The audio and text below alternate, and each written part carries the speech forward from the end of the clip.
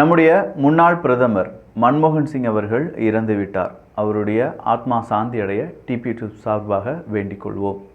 So முதல்ல நம்ம பார்க்க வேண்டியது என்ன அப்படின்னு பார்த்தீங்கன்னா, இந்த அசர்பைஜான் ஃப்ளைட் அப்படிங்கிறது தான். அசர்பைஜான் ஃப்ளைட் நேராக ரஷ்யாவுக்கு போக வேண்டியது கசக்ஸ்தானில் ஒரு பகுதியில் விழுந்துருச்சுன்னா எமர்ஜென்சி லேண்டிங்கில் விழுந்து கிட்டத்தட்ட ஒரு 40க்கும் அதிகமான நபர்கள் உயிரிழந்துட்டாங்க. இதுக்கு பின்னாடி அதில் ஏற்பட்ட கோளாறுகள் அப்படின்னு சொன்னாங்க, அது கிடையாது. ஒருவேளை உக்ரைனுடைய ஏதாவது ஒரு ஆயுதங்களாக இருக்கலாம் அப்படின்னு சொன்னாங்க. அது இருப்பதை விட கூடுதலாக ரஷ்யாவினுடைய ஏர் டிஃபென்ஸ் சிஸ்டம் காரணமாக அந்த விமானம் வீழ்த்தப்பட்டிருக்கலாம் அப்படிங்கிற தகவலும் வெளியாகி இருக்கிறது.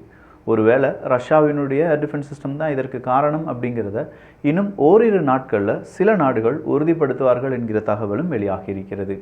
நான் உங்கள் விக்கி, இது உங்கள் தமிழ் விதை. ஷார்ட்டாக கொஞ்சம் செய்திகள். மன்மோகன் சிங் அவர்கள் உயிரிழந்து விட்டார் அப்படிங்கிற தகவல் இன்று வெளியாகி இருக்கிறது. அவருக்கு வயது 92. திடீர்னு ஏற்பட்ட உடல்நல கோளாறு அப்படின்னு சொல்லி தான் போனாங்க. பட் அவருடைய உயிர் பிரிந்து விட்டதாக செய்திகள் வெளியாகின்றன. வரக்கூடிய 7 தினங்கள் துக்க அனுசரிப்பு தினங்களாக இருக்கும் என்பதும் குறிப்பிடத்தக்கது. அசர்பைஜானுடைய ஏர்லைன்ஸ் வீழ்த்தப்பட்டது அப்படின்னு சொல்றது இப்போ ஓரளவுக்கு உறுதியாக இருக்கு. தானாக அது வீழவில்லை, அது வீழ்த்தப்பட்டிருக்கலாம். ஆல்ரெடி வீடியோவில் எல்லாமே ஷார்ப்னல்ஸினுடைய அங்கங்க அந்த பாகங்கள் இருந்தது அப்படிங்கிறது தெரிந்தது. அதே மாதிரி அதனுடைய விங்ஸ் எல்லாமே பாதிப்படைந்தது என்பதையும் அந்த வீடியோவில் நம்மளால் பார்க்க முடிந்தது. இதை பற்றி டீட்டெயிலாக வியூகம் சேனலில் நம்ம வீடியோ பதிவு பண்ணியிருந்தோம். பார்க்காத டிபி டியூப்ஸ் தயவு செஞ்சு பார்த்துருங்க.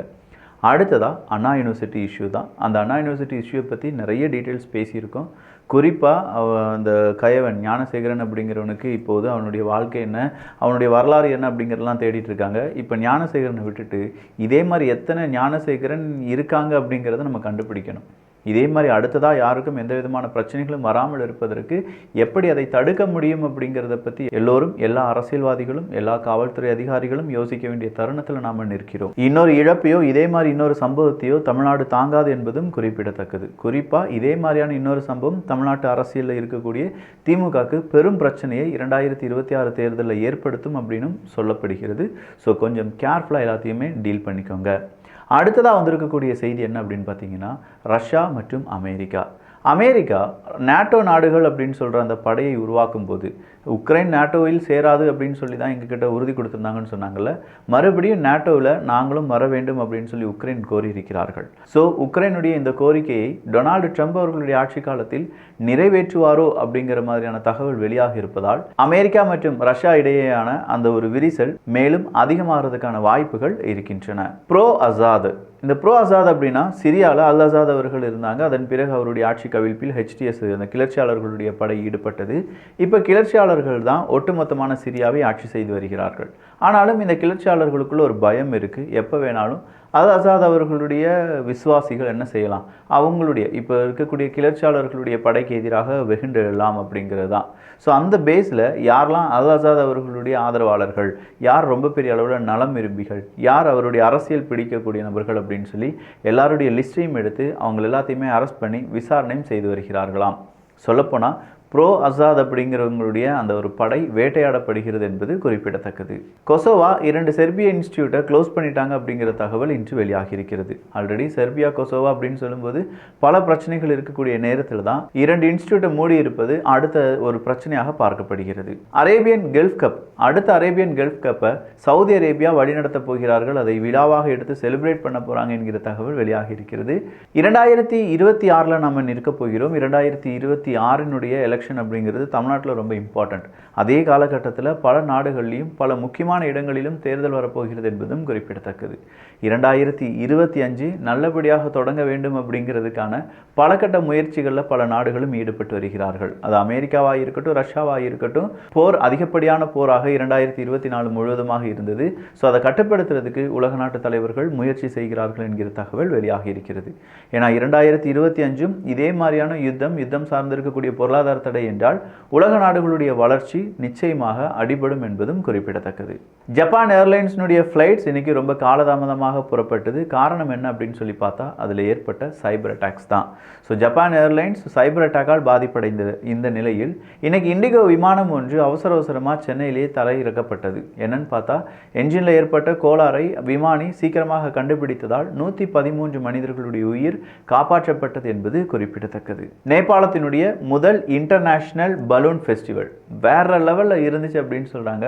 இந்த பலூன் ஃபெஸ்டிவல் பற்றி கொஞ்சம் தேடி பாருங்கள். ரொம்ப இன்ட்ரெஸ்டான விஷயங்கள் கிடைக்க வாய்ப்புகள் இருக்கின்றன. இந்தியா பாகிஸ்தான் உறவில் மீண்டும் மீண்டும் விரிசல்கள் வந்து கொண்டு இருக்கக்கூடிய இந்த நேரத்தில் பங்களாதேஷுக்கு ஆதரவாக மீண்டும் பல கண்டெய்னர்ஸ் அனுப்பி வச்சிருக்காங்க பாகிஸ்தான். ஆனால் அந்த கண்டெய்னர்ஸ்குள்ளே என்ன இருக்குது, இந்தியாவை எதிர்க்கக்கூடிய விஷயங்கள் இருக்கின்றனவா என்பது போன்ற பல கேள்விகள் இந்தியாவை சுற்றி இருக்கிறது என்பதும் குறிப்பிடத்தக்கது. 50 டன் ஆஃப் மெடிக்கல் எய்ட் அப்படிங்கிறது சிரியாவில் கொடுப்பதற்காக நாங்கள் கொடுத்துருக்கோம், எங்கள் துருக்கிக்கு கொடுத்துருக்கோம் அப்படின்னு சொல்லி வேர்ல்டு ஹெல்த் ஆர்கனைசேஷன் இன்று அறிவிப்பை வெளியிட்டிருக்கிறார்கள். துருக்கி தான் ஒரு மேஜர் பொலிட்டிக்கல் ஃபேக்டர் அப்படின்னு சொல்கிறத இன்னைக்கு போஸ்னியாவினுடைய ஃபாரின் மினிஸ்டர் கூறியிருக்கிறார். அவர் சொன்னது ஏதோ உண்மைதான். துருக்கி இப்போது குளோபலாக உலக அரசியலில் அவங்களுக்குன்னு தனி இடத்தை பிடித்திருக்கிறார்கள். அவங்களுடைய வரலாறாக இருக்கட்டும், அவங்க சொல்கிற விஷயங்களாக இருக்கட்டும், அவங்களுடைய ஆயுதங்களாக இருக்கட்டும், அது உலக அரசியலில் பெரிய ஒரு மாற்றத்தை ஏற்படுத்துகிறது என்பதும் குறிப்பிடத்தக்கது. அசர்பைஜான் ஏர்லைன்ஸ் கிராஷ் அடுத்ததாக கருப்பு பெட்டியை கண்டுபிடிச்சிட்டாங்க. இந்த கருப்பு பெட்டி எக்ஸ்பர்ட் வந்த பிறகு அதை ரீட் பண்ணும் அப்படின்னு சொல்லிட்டாங்க. பட் அமெரிக்கா என்ன சொல்கிறாங்கன்னா, இல்லை உங்களுக்கு ஏதாவது உதவி வேணும்னா எங்ககிட்ட கேளுங்க, நாங்கள் உங்களுக்கு உதவி செய்ய தயாராக இருக்கிறோம் அப்படின்னு சொல்லி அசர்பைஜான் ஏர்லைன்ஸிடம் கூறியிருக்கிறார்கள்.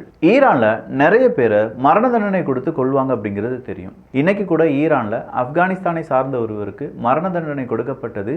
அதன் காரணமாக பல நபர்களும் இதே மாதிரி மரண தண்டனை கொடுக்கப்பட்டு கொல்லப்பட்டு கொண்டிருக்கிறார்கள் என்கிற செய்தி இப்போது உலகம் முழுவதுமாக பேசு பொருளாக மாறி இருக்கு. ஆனால் ஈரான் அதை நிப்பாட்டுவாங்களான்னு பார்த்தா வாய்ப்பில்லைன்னு சொல்றாங்க இதை அறிந்தவர்கள்.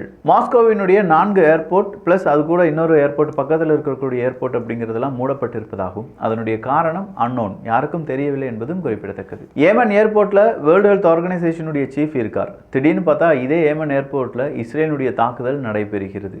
ஐயோ, வேர்ல்டு ஹெல்த் ஆர்கனைசேஷனுடைய சீஃபுக்கு ஏதாவது ஆயிடுச்சான்னு பார்த்தா அவர் இன்றைக்கு ட்வீட் போட்டிருக்கார், நான் உயிருடன் தான் இருக்கேன், பட் தாக்குதல் நடந்த போது நான் அதே ஏமன் ஏர்போர்ட்ல தான் இருந்தேன் அப்படின்னு சொல்லி அந்த ஒரு ட்வீட்டை பகிர்ந்திருக்கிறார். ரஷ்யா லிங்க்டு ஷிப்ஸ் அப்படிங்கிறது ஒரு ஷேடோ ஃப்ளீட் வச்சிருக்காங்க ரஷ்யா. அதன் காரணமாக அவங்க ஈஸியாக அவங்களுடைய கச்சா எண்ணெயை ஒரு நாட்டிலேருந்து இன்னொரு நாட்டுக்கு அனுப்ப முடியும் அப்படிங்கிற குற்றச்சாட்டை உக்ரைன் சொல்லிட்டு இருக்கும்போது இன்னைக்கு ஃபின்லாந்து என்ன செஞ்சிருக்காங்கன்னா ரஷ்யா சப்போர்ட்டட் ஷிப் அப்படிங்கிறத தடுத்து நிப்பாட்டியிருக்காங்க. ஏமன் நாட்டில் இருக்கக்கூடிய ஹூத்திஸினுடைய முக்கியமான இடங்களை இன்று குறிவைத்து தாக்கியிருந்தது இஸ்ரேல். இதில் பல ஹூத்திஸ் அப்படிங்கிறவங்க இறந்திருக்கலாம் என்பதும், இஸ்ரேல் ஹமாஸ் யுத்தத்தில் கொல்லப்பட்டவர்களுடைய எண்ணிக்கை 45,000க்கும் அதிகமான மனிதர்களாக மாறிவிட்டார்கள் என்கிற தகவலும் வெளியாகி இருக்கிறது. அண்ணா பல்கலைக்கழகத்தில் இப்போது நடந்திருக்கக்கூடிய இந்த நிகழ்வு இனி நடைபெறாமல் இருப்பதற்காக பல பெற்றோர்களும் அவங்களுடைய கோரிக்கை வைத்த இந்த நேரத்தில் அண்ணா பல்கலைக்கழகம் மீண்டும் அவங்களுடைய சட்டத்திட்டங்களை மாற்றி அமைத்திருக்கிறார்கள். இதனால நார்மலாக இருக்கக்கூடிய ஆண்கள் பெண்கள் அப்படிங்கிறவங்களும் சந்தேக பார்வையின் கீழ் கொண்டு வரப்பட போகிறார்கள் என்பது குறிப்பிடத்தக்கது. நிறைய பேர் இந்த அண்ணா யூனிவர்சிட்டி இஷ்யூ பற்றி பேசிட்டு இருக்காங்க. அண்ணா யூனிவர்சிட்டி திமுக அவங்களுடைய ஆட்சி அடுத்ததாக இறங்கும் வரை நான் செருப்பு போட மாட்டேன் அப்படின்னு சொல்லி அண்ணாமலை அவர்கள் சொன்னதும், அதன் பிறகு தன்னைத்தானே சவுக்கால் அடித்துக் கொள்ளப் போகிறேன் அப்படின்னு சொல்லி அண்ணாமலை அவர்கள் சொன்னதும் நாளைய முக்கியமான செய்திகளாக இருக்கலாம். இதே மாதிரி பல செய்திகள், பல அப்டேட்டை தெரிந்து கொள்வதற்கு நம்ம தமிழ் விதை சேனலை சப்ஸ்கிரைப் பண்ணிக்கோங்க. நல்லதை பகிர்ந்து நல்ல சமுதாயத்தை உருவாக்குவோம். நன்றி, வணக்கம்.